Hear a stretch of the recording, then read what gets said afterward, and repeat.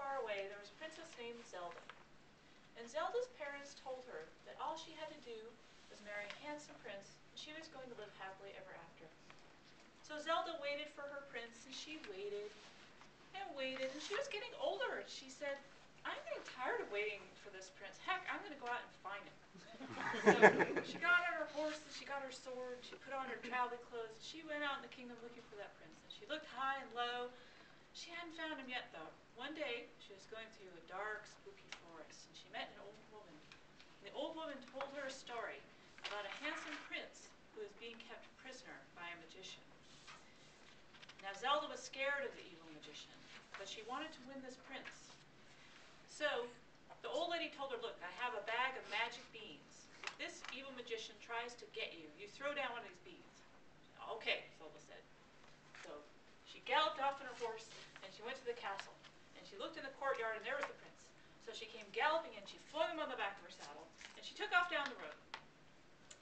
So the magician saw this, and he followed in hot pursuit. And he was getting closer. She was really scared, so she threw down one of these beans. Up rose a gigantic forest, blocking his path. So he turned into an axe, and he chopped down all those trees, and she followed Zelda. So she was getting scared again. Threw down another beam. This one turned into a gigantic lake, like an ocean. The magician, he turned into a boat, and he sailed across it. So she was still fleeing, and she was getting really nervous now. She only had one beam left. She threw it down, and it turned into a gigantic wall. So the magician, he turned into a gate that opened that wall. And she said, oh, darn, I'm out of tricks. But she got off her horse, and she's like, you evil magician, I'm not going to give you my prince. You just get back. I'm going to fight you to the death. And he said, Prince? I don't want the prince. He's a guest of mine. He came one weekend, and he doesn't want to leave. I wish he would go. He's been around for ages. And she said, well, why are you following us? And he got down on his knee, and he said, Zelda, when I saw you, you were the most brave and beautiful woman I had ever seen on your horse. So daring. I'm in love with you. I will marry you. So she felt a Macedon of emotions at this. And then she looked at the prince, and she realized he was kind of a milksop. If you don't know what that is, that's kind of a nerdy guy. And she looked at the magician. He was dark, and he was powerful. He wasn't that evil after all.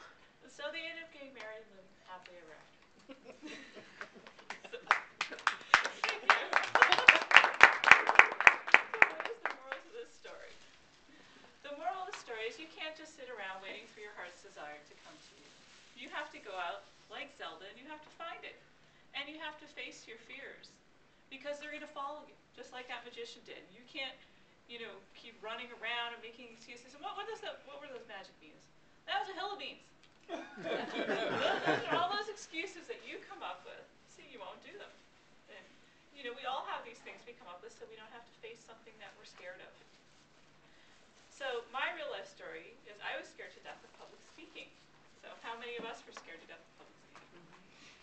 Yes. And I would rather get a root canal than have to go out. Really, I was like, no, it's so painful. I don't want to have to do that in public speaking. So I decided I was going to join Toastmasters Club. So I went to a Toastmasters meeting, and I sat in and I watched it, and I went, this is way too hard. I can't do this. The heck with this. I didn't go again for another 2 years. That's how intimidated I was. I thought these people are way above me. It's too difficult. There is no way. And that was before we had Keith to say, so would you like to join? So nobody would let me join. I slipped out the door and I didn't come back. So then something happened that made me realize I had to do it. I planned an event for 200 people. I did that sort of thing all the time. I actually had to speak a little bit at this one. And it was really hard. I got through it, but the feedback I got was that I needed to work on that. So I decided this time I was going to stick it through. I was going to come to Toastmasters. I was going to make it work. So I joined again, and I was the model Toastmaster, and I did everything. I did the table topics and the word of the day, and I told jokes, and I did everything except for give a speech. Do you want to give that speech? I put that off, and I think a lot of new members do that. Well, I'll do anything, just don't make me give a speech. It's got kind of ridiculous. I think Keith was like, what? You haven't given your icebreaker? You've been around for ages. So finally, I just scheduled a day. I picked a day to do it, and that's what I recommend to new members. Just pick a day and do it. And, I was nervous and my palms were sweating, and I was scared, but I did it, and it felt so good. And then each time I did it, it got a little easier. And that was the nice surprise I found. Each time I did it, it got easier. And then something else really great happened. I started to enjoy it. I started to have fun. So when I turned around and faced that evil magician, I found he wasn't so evil. It wasn't so scary. I could do this. But it wasn't all smooth sailing. At one point, a fellow Toastmaster gave me some criticism, and I took it to heart. And I felt really bad. I said, you know what? I don't want to do this crazy club anymore. Life is stressful enough. Why do I have to come to this crazy club and get more stress? But then I thought, you know what? I'm not a quitter. So I'm going to come back and I'm going to do this. At that point, I got some good advice from Marie Lee, I believe. You were the one who gave it to me. You said, take advice, take criticism with a grain of salt.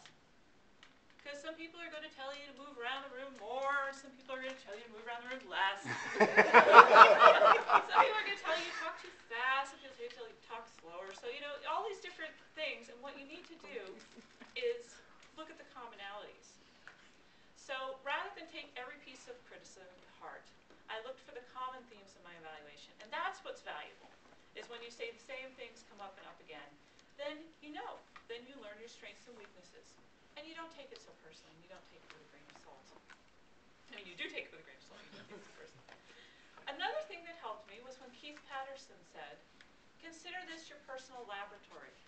That you can be like a mad scientist and experiment. Okay, he might not have said mad scientist. But really, to have some fun with it, because the rest of the world, you know, is not going to be so supportive. So this is where you can do some crazy things and mix it up and try different things. And that's how you learn and grow, is when you try something new. So I really appreciated when he said to treat it like a laboratory. And another thing I learned from Toastmasters, it's okay to fail. It's okay if you have a flop. Nobody wants to have a flop. But sometimes we make a mistake, and you learn from that mistake and you go on. So in the end of the day, it's not our successes that define us. It's our failures and our setbacks, and how we react to those. Whether we give up, or if we keep on fighting and keep on trying again. So if you can be like Princess Zelda and face the thing that frightens you, you might find out it's not so frightening after all, and facing your fear can transform you.